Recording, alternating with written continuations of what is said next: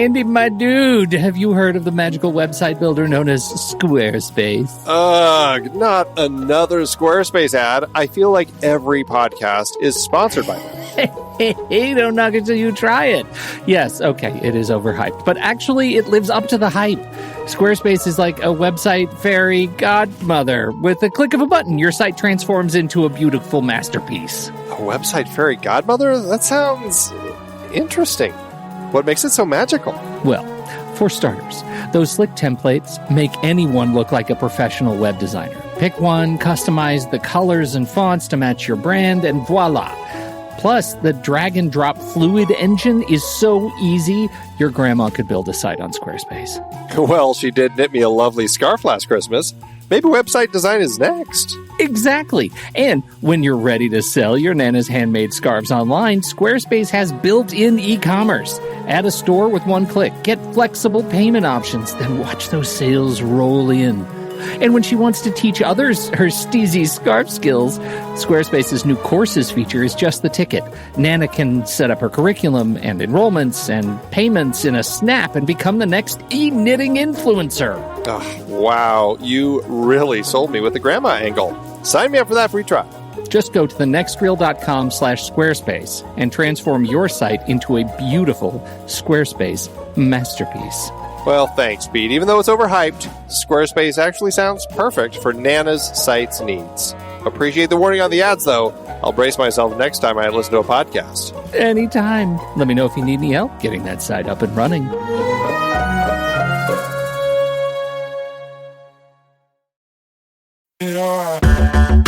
Andy, can you believe we've almost hit 700 episodes of The Next Reel?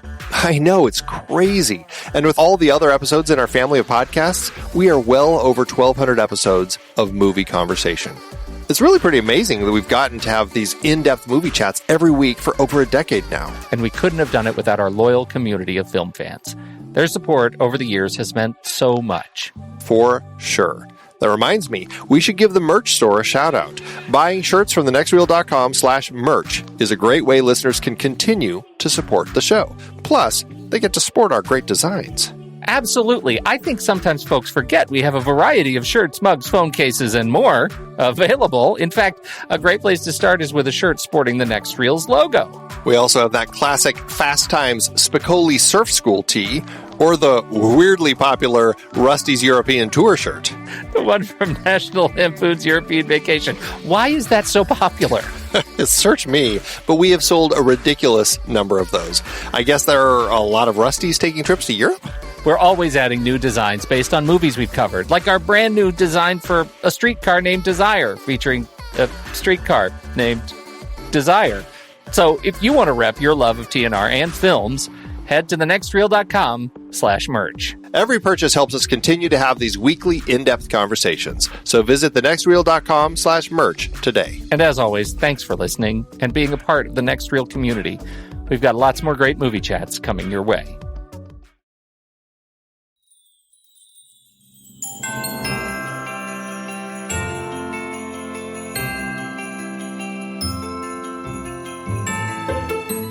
I'm Pete Wright. And I'm Andy Nelson. Welcome to The Next Reel. When the movie ends, our conversation begins. Except for this is not one of those shows, Andy. It's still a conversation. Well, it's a conversation, but it's not one of those conversations. It's not one of those. It's a very special. It's a VIP. It's a VSE. A very special episode.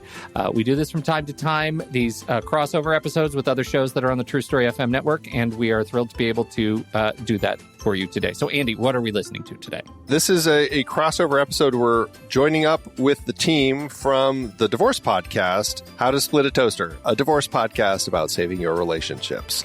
And you're a co-host on that show. I am indeed. But you are not, most principally. You are a producer, and so it's normally me and Seth talking about divorce and law and sex and relationships and all that kind of stuff.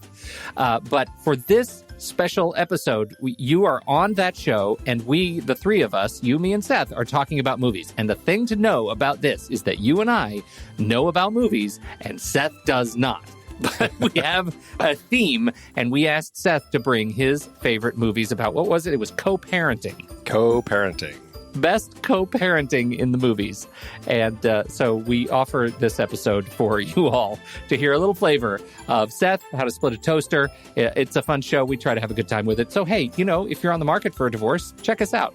If not, enjoy listening to us talk more about movies. Happy holidays! Happy holidays.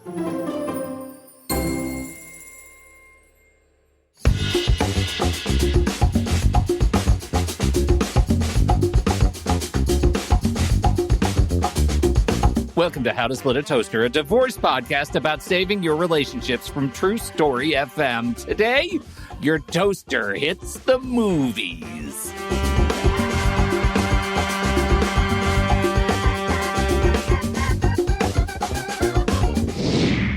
Welcome to the show, everyone. I'm Seth Nelson. As always, I'm here with my good friend Pete Wright and a special guest, Andy Nelson, our producer. Pete, we let him talk like once or twice a year. This is it. Once or twice a year, that's it. He's come out of the cage. This is the bizarre crossover episode. Andy and I do another show called The Next Real Film Podcast, and we talk about movies. And here you and I, Seth, talk about divorce and the law. And now this is our third annual TNR Toaster crossover, where we talk about legal issues, divorce issues in film. And today, we should let Andy introduce, don't you think, the topic? We should. And my favorite thing about this show is this is the time where I know that both of you have so much more knowledge about this topic than I do, that I actually feel like I'm the guest on the show that's just kind of limping us along. So I know you guys are going to carry the show today. I appreciate it. I appreciate that holiday gift you're giving me. I look forward to this show every year.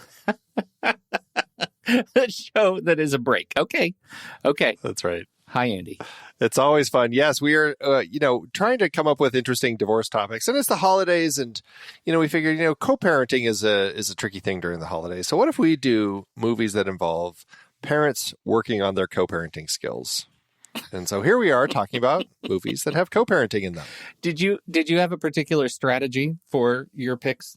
I feel like I've been derided for some of my very serious and heavy picks in past crossovers that we've done. You're speaking broadly, but specifically by Seth for your picks. Right. So largely, I tried picking things that I think are a lot more joyous and entertaining. So that's where I landed. Okay, I did too, and I don't think I did great. But I am increasingly happy. An hour ago, I was not happy, and then I started hearing some of the things that Seth is picking, and I'm happier with my choices now. How's that? Well, that's fair enough, because it's embarrassing how little I know about pop culture, and I don't watch a lot of movies. And if I do find time to watch a movie, it's usually at night, and I turn on the remote on the TV with the remote. And I have never seen the end of a movie because I will just fall asleep. And I will share this with you. This is so embarrassing. I literally fell asleep when I was picking the movie. I hadn't even started it yet. The remote was in my hand. And my fiance looked over at me the next morning and said, I cannot believe I'm marrying you. That's amazing. Your fiance, she's better at movies than you are, would you say? 1,000 times better. She knows. She's like you guys. What year it was, who was in it. She probably even knows like the set locations and all this other stuff that you guys talk about that I don't understand. No, she knows movies up and down. And then she will tell me to pick a movie, and I will pick a bad movie time and time again. And then she'll delegate to me, and I'm like, are you sure? Like, the track record is not good here. It's not good. Yeah. There are those people in your life that you feel like they keep giving me recommendations, and there's going to be a straw that will break this back, that they will go on the never accept a recommendation from this person anymore list. And you have to be very careful about, you don't want to ever be that person in somebody else's life. So I think let this show serve as a warning to others. Only good recommendations. Yeah. So please. If I name a show or a movie and these guys don't approve, do not watch it. Noted. Well, I will tell you my strategy.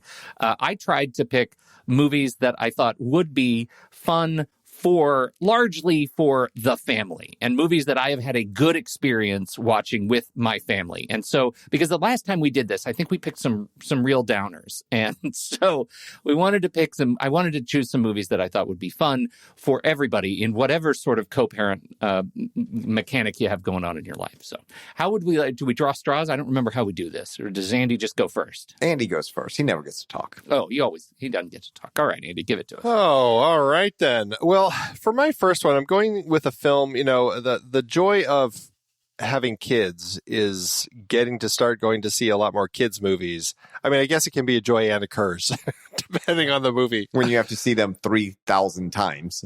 Right. There are those for sure. Absolutely.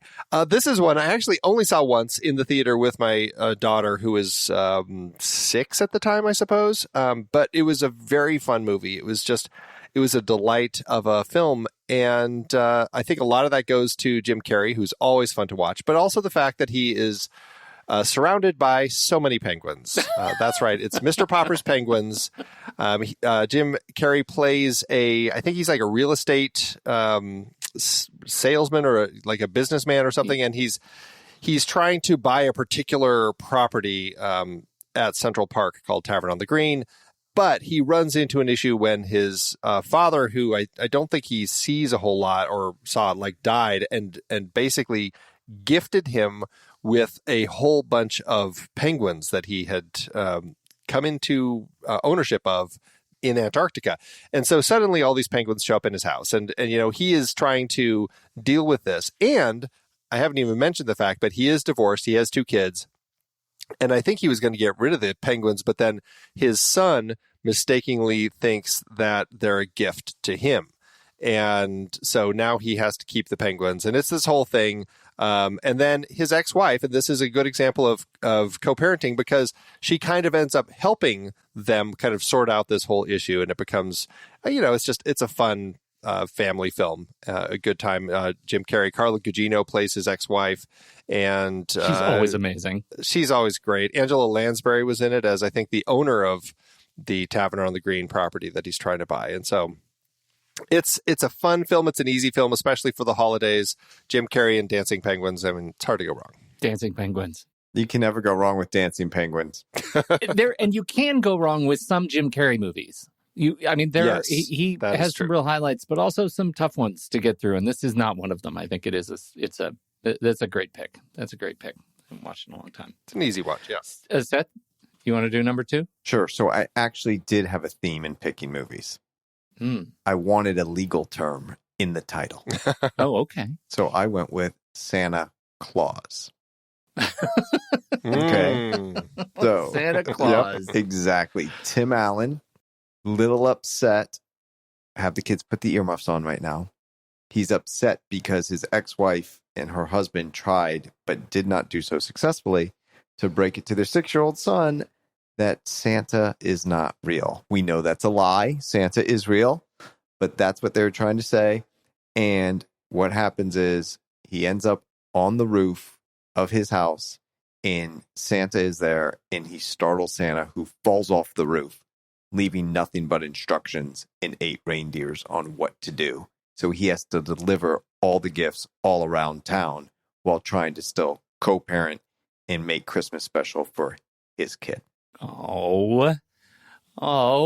And I got to tell you, nice Jewish guy picking Santa Claus as a movie. I'm doing something right. I know. It's pretty good. I think you are. I think you're very open-minded of you. It's a very sweet movie. It's the only one I've seen of the franchise, but I did enjoy that one quite a bit. Well, isn't it? What's the story with it? There's a current show. It's a show, right? Santa Clauses. Yeah, I think it's still going. Something new about it? It's just out, right? Like just this season. Yeah, I think so. I have not seen it. No. And my kids are old enough now that they don't actually care so much for it. They're in that sort of liminal space where it's like, oh, I'm too old to watch kids movies, but not old enough to enjoy kids movies again. They'll come back around, but right now they're not into it. Fond memories of that movie, even as Tim Allen got a little bit questionable. The movie was good. He wasn't at the time, though. He wasn't at the time. That's right. That's always a struggle. Like when there's a good movie early on and then they do something questionable later in life. Do you not like the movie anymore? I don't know how to deal with that. Well, it's funny you should mention that. Uh-oh. My first pick, I don't know a lot of the story about this, the original source materials author. I know that I grew up with Roald Dahl stuff, Roald Dahl books, and I really enjoyed them. And I read the BFG cover to cover multiple times as a kid, under the covers with a flashlight. I like those stories. And one of those stories has been made a couple of times. The one I'm picking is 1996's Matilda, about a girl gifted with a keen intellect and psychic powers. And she deals with her very, very terrible family, played by Rhea Perlman and real-life husband Danny DeVito. They're always fantastic and crazy, and they're terrible parents, but they're like a distant. I don't know that they're necessarily co-parents. They've inherited her. I don't remember the entire backstory about how she ends up in their awful family, but her parents have passed away, and she's now in their care, the Wormwood care. She's also attends a school full of people who don't understand her, except her freewheeling hippie of a teacher, and they together dodge the misdeeds of Miss Trunchbull, the headmistress, who is just a terrible human being. And so I think that story is fun. It is. I have this kind of rule.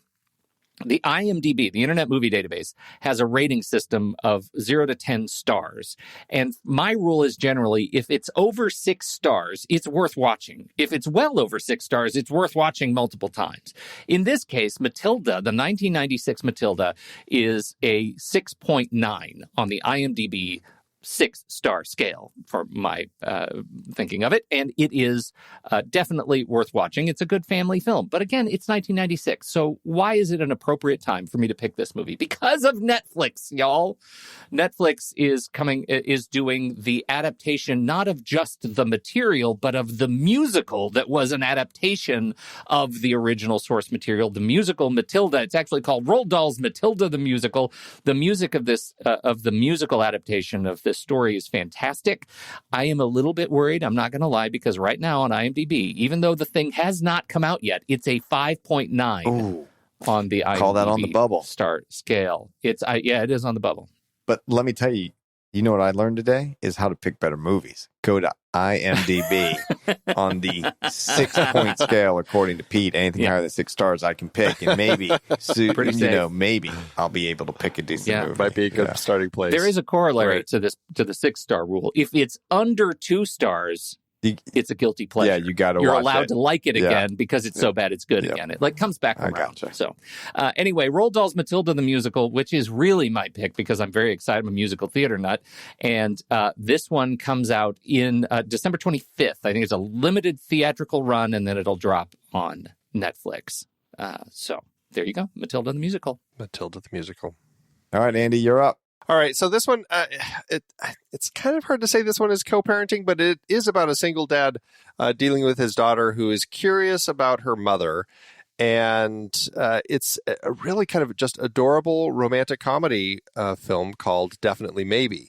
Ryan Reynolds plays the dad of Abigail Breslin, who just had her first sex ed class, and now she's curious, about all of the stuff with her dad, who is actually going through a divorce with her stepmom, and so she is now trying to figure out who is my real mom, and he kind of makes it this guessing game, which is why the movie is kind of cute. Trying to figure out, and he's telling her kind of the story about the 3 women that he had really loved in his life. There was April, there was Emily, and there was Summer, and he's kind of giving him this story of these 3 women, and his daughter is trying to figure out which one is his mom. And he kind of paints one in a nice picture, and then she's like, oh, I hope she's my mom. And then something happens, and then she's like, I hope this next one's my mom. And you get to the end, and it's just a fantastically romantic end as he is reconnecting with the mom. As it turns out, he's getting divorced from who he's currently with, but he is getting reconnected. And so it's a really sweet movie. Definitely something worth checking out that gives you the feels. It is Definitely Maybe. I will definitely maybe check that out. I wonder how many times that joke has been made. I'm sure critics loved the title. I'm sure it came up a lot. I was just wondering how many times anyone's actually laughed at that joke, how many times it's been made. Only the first time, Seth. Only the That's first all it time. needs. I have to say, I've never seen this movie. Definitely, maybe. Oh, Is that crazy? You would love it. I think you I would. really enjoy Yeah. it. Ryan Reynolds, Isla Fisher, Oh. Elizabeth Banks, Rachel Weisz, Derek Luke, Kevin Kline. I mean, it's got a fantastic cast. Pete, you got to Google IMDb. Let's see what the star rating is. Definitely, maybe. Do you have it up, Andy? IMDb. I don't. I'm gonna find it right now. Okay, Let's just see how good the movie is, Andy. 2008. It's IMDb is a valuable resource and very slow. 7.1. there we have it. Andy, your movie's worth watching. There you go. Phew. Okay. Staying with the legal theme, Sure. Mrs. Doubtfire, as in doubt beyond a reasonable doubt. Oh. Okay, I had to stretch it a little there. Okay. Now, Robin. I'm gonna say my definitely maybe joke was better. Okay, fair enough. I told you I am not carrying the show today. Okay, so Robin Williams does not do well in court. He gets to see his kids once a day. Remember, the mom gets them once a week. The mom gets them the rest of the week. Be careful what you wish for. When you have your kids 6 out of 7 days and nights, what do you need? You need help. So she puts out an ad for a nanny. And what Robin Williams' character does is dresses up as a British lady named Mrs. Doubtfire and applies for the nanny job so he can see his kids. And he gets the job. So he's constantly in his ex's house with his kids, but they don't know that he is really him, their father, and ex. They think it is this British nanny, elderly woman. And a little trivia on this one, guys. In his biography, he wanted to test out how believable Mrs. Doubtfire would be. He got all dressed up as her and went to an adult bookstore to make a purchase, and he was not recognized. And if you picture what she looks like, That's it would be That's awesome to run into her so in an funny. adult bookstore. that is fantastic. What would I can't find it right now. What was her name? Euphigenia, I think. Euphigenia Doubtfire or something like that. It was just fantastic. And it was Sally Fields was the ex, the mom, and then Pierce Bronson was her new boyfriend. Brosnan, yeah. And he had all these funny interactions with Robin as Mrs. Doubtfire. So it's a really funny movie. A drive-by fruiting. Yeah, that's right. I will say, Seth, to your pick's credit, 7.1 on the IMDb scale. It is just the same. Tied with Andy, and I don't know what I'm doing. Even a blind squirrel. That is extraordinary. Extraordinary. My next pick, I am Jon Favreau. We know Jon Favreau. He's a titan in superhero moviedom. Does a lot of work with Marvel. He was behind Iron Man. He the director of Iron Man. He was also Happy in Iron Man. Fantastic. Robert Downey Jr. He was Iron Man. Scarlett Johansson was Black Widow. What possible movie could I be talking about with Jon Favreau, Robert Downey Jr., Scarlett Johansson, John Leguizamo? I'm talking about one of my very favorite movies, favorite movie settings. You put a movie that lives in this place in front of me, I will watch it every single time. That is a kitchen. The movie is Chef. It is a fantastic family movie in which Jon Favreau plays a chef at a fancy hoity-toity restaurant owned by the always fantastic Dustin Hoffman, and he is fired because he's an egomaniac, this chef, and he, as his life resets, he decides he's going to buy a food truck. And he's going to go make Cubano sandwiches because that's what he's really, really good at. And John Leguizamo is his sous chef and joins him in the truck. And who else joins him in the truck, you might be asking? Well, that's his son, Percy, played by MJ Anthony. And he's in a co-parenting relationship with Sofia Vergara, his ex-wife. And It is a road trip movie. It's a rediscovering who you are as a man and as a human being movie and as a father. And it's a lot of chopping that is so viscerally satisfying. There's so much chopping. I absolutely love this movie. Chef, it's a 7.3, suckers. Yeah, and you stole mine. That was my only other one. I have no backup. It's a great movie. I love all those kitchen movies. Oh, so good. So it makes good. me so hungry. So good. Yeah, so hungry. And stick through the closing credits if you watch it, because you see Favreau learning to cook this incredible grilled cheese sandwich in the closing credits from this professional chef whose name escapes me all of a sudden. Who was the sous chef again? Who played that role? John Leguizamo. Okay, I got a funny story about him. You've got a Legua story? I do. So I know nothing about pop culture. And my quasi stepson was graduating from Northwestern, and he was doing film and acting.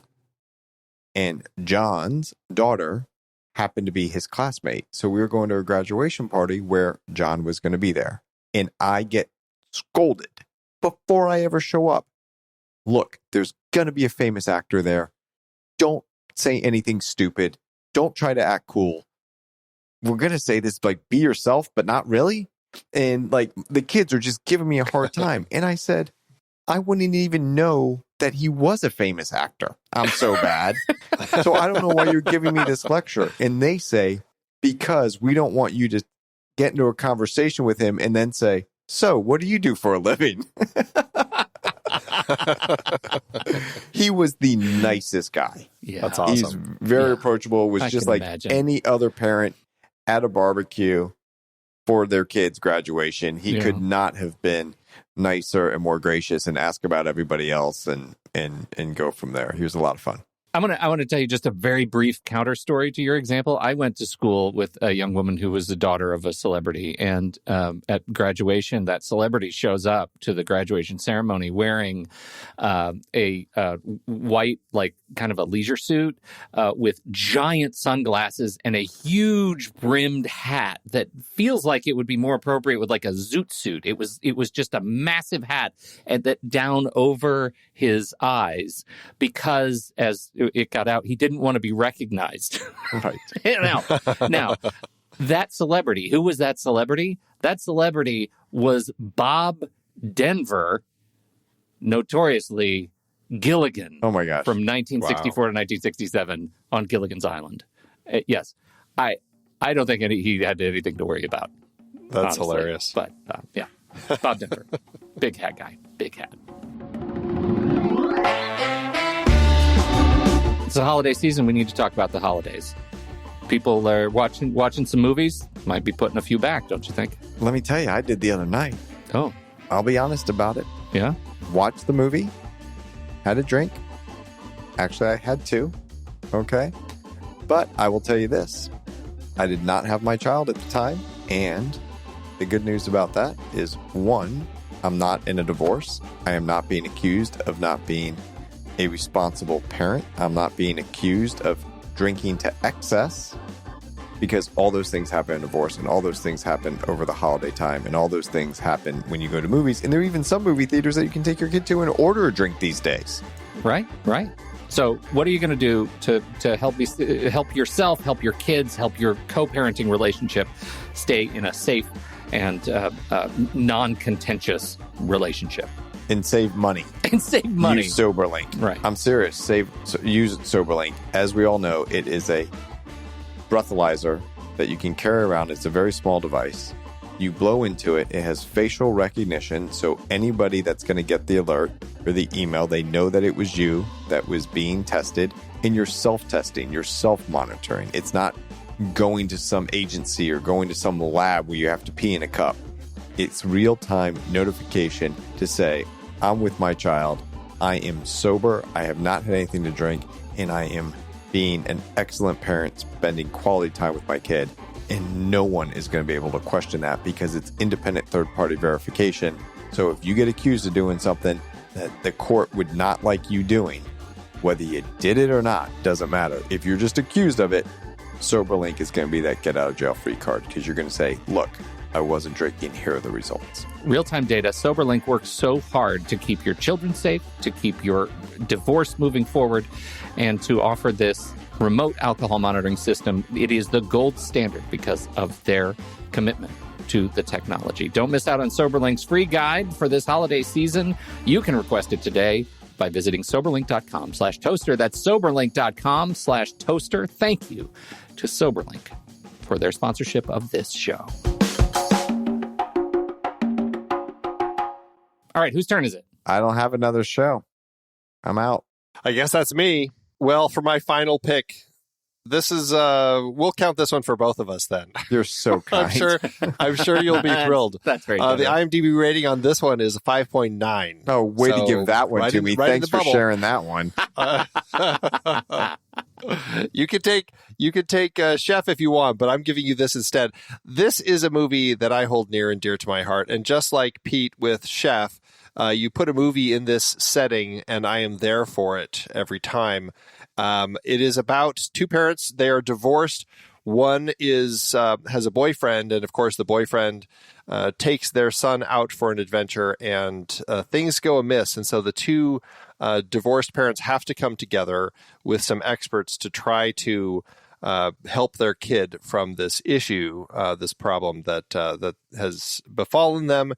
And it is, of course, the problem of dinosaurs. I am, of course, talking about Jurassic Park III, a personal favorite of mine. I love this movie. It is, I know a lot of people give it flack, but I really... It's the fact that you just didn't stop talking about after you said Jurassic Park. It's that you had to add the 3. Like, who does that? There are two people. I know two people who think that's the best. You're one of them. Andy. It's the best. And it is about a divorce. You've got William H. Macy and Tia Leone as the divorced parents having to bring Sam Neill back to the island so that he can help them find their son who is stuck and is now trying to survive. This is what went through my mind, Pete, when he said Jurassic Park 3. Okay, the first thing that went through my mind was, this is why we don't let him talk on the show. Okay, that was the first thing. The second thing is, because I'm a lawyer, I literally went through all of my legal objections, like relevant, speculative, compound, and I got to my favorite one: dumbass legal argument, Judge.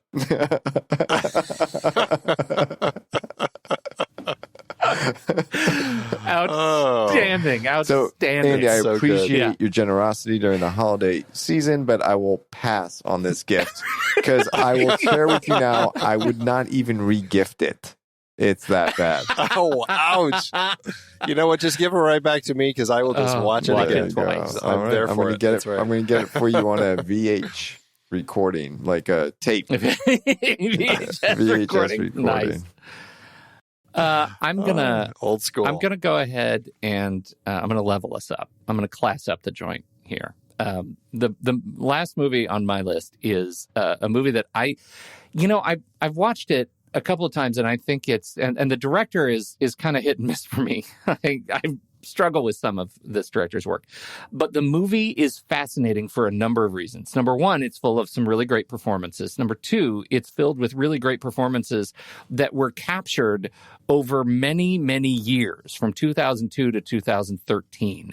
The movie I'm talking about is Boyhood from director Richard Linklater, and it was actually captured in over the course of this boy's life. The boy, Eller Coltrane, the actor played by Eller Coltrane, it tells the story of him growing up from 6 to 18, but it's the same actor. So they filmed these scenes as he was growing up. It was not a recast thing, years and years apart, which makes the movie fascinating to watch when you're aware of that. When you're not aware of it, it's a story of Ethan Hawke and Patricia Arquette as parents dealing with, their relationship issues and co-parenting, and dealing with this kid who's growing up with them and going through all of the things that he's growing up with, all of the issues he's facing, going to school, dealing with, substance abuse, dealing with all the things that go into making a life. And I think it's a fascinating sort of pushing the boundaries of what it takes to make a movie, and incredibly risky to do this kind of thing and count on this boy still being an actor, at 18. That's what I was thinking. Man, what happens if the guy's like, I'm done with this? Yeah. I don't want to do this anymore. Who signs that contract, right? He certainly hasn't really done much since. No, he really hasn't. But I think, come on, Andy, you got to agree. I mean, the movie's... Oh, fantastic. It's a good movie. What is it on IMDb? I'm so glad you asked, Seth. I'm really, really glad you asked, because I think I'm closing us out, and I'd like to close us out with a mic drop. Magnitude 7.9. Pretty solid. Yeah. Yeah, there pretty it is. solid. Pretty solid. What was Jurassic Park III? Oh, Seth. I can't believe Is it Jurassic Park 3. It was a 5.9. 5.9. Oh, no, it's right down there with Matilda the musical. Jeez. Of course, nobody's seen Matilda yet. They know what they're voting on with Jurassic Park 3. Well, Andy, we look forward to talking to you next year. Please go back in the hole under the stairs. I'll go back to my box. No, thank you both. It was still a lot of fun. And happy holidays to the both of you. And Seth, you've got some movie watching for the holidays. Jurassic Park 3, baby! Coming my way. I'll be asleep before the opening credits. See if you can make it to... you should watch Boyhood and see if you can make it to, 13. Yeah. If you can get to when he's 13, you'll be fine. Is he bar mitzvahed at 13? Maybe I'll stick around for that. I've never been to one of those. All right, everybody. Thank you so much for hanging out with us, for your time and attention this fine holiday season. We hope you are watching lots of great movies, whether they're related to the law or holidays or co-parenting or not. We just want you to enjoy some movies, enjoy some new podcasts. We'll see you right back here for the start of season 7 of this show next week, right here on How to Split a Toaster, a divorce podcast about saving your relationships. Seth Nelson is an attorney with NLG Divorce and Family Law with offices in Tampa, Florida. While we may be discussing family law topics, How to Split a Toaster is not intended to, nor is it providing legal advice. Every situation is different. If you have specific questions regarding your situation, please seek your own legal counsel with an attorney licensed to practice law in your jurisdiction. Pete Wright is not an attorney or employee of NLG Divorce and Family Law. Seth Nelson is licensed to practice law in Florida.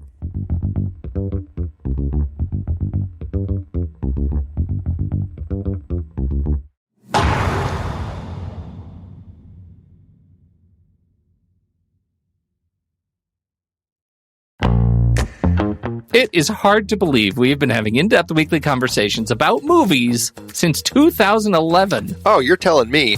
Producing this show week after week is so much fun, but it does require a ton of work behind the scenes. If you'd like to help support our efforts, one easy way is by using our Originals page when shopping for books and movies that we've covered. Your purchases made through our links give us a small commission at no extra cost to you, and allow us to keep having these great discussions. The Originals page at thenextreel.com/originals links to the source material from all of our adapted film discussions. Purchasing through our links support the show at no extra cost to you. In Season 12, the focus was big franchises and series. We covered both Paddington films, adapted from the beloved children's book character created by Michael Bond. Oh, I love those films so much. Hugh Grant is perfect. For our Pitch Perfect series, the first film was adapted from Mickey Rapkin's nonfiction book about collegiate a cappella competitions. It's like a short story of my life, literally. I lived college a cappella. Sing it, brother. I lived college a cappella. I didn't mean literally. You know who you're talking to, right? The Twilight Saga dominated the season with 5 films adapted from Stephenie Meyer's vampire romance novels, Twilight, New Moon, Eclipse, and the 2 Breaking Dawn parts. Dominated with awkward romance and nonsense logic is more like it. That too. Another Thin Man brought us back to Dashiell Hammett's only Thin Man sequel based on other Hammett material, The Farewell Murder, that wasn't just based on the characters from the first film. We talked about Trainspotting and its sequel, T2 Trainspotting, adapted from Irvine Welsh's novels. I hate the sequel's name. I do too. And the entire Lord of the Rings trilogy adapted from J.R.R. Tolkien's epic fantasy series. Love these. Extended editions all the way, baby. Plus, all the Mission Impossible films based on the 1960s TV series. And we've still got at least one more to go. Members got to hear us chat about The Hustler and The Color of Money, adapted from Walter Tevis's books. Get all of these books and more at our originals page, thenextreel.com/originals. Start your next read from the movies we've covered at thenextreel.com/originals.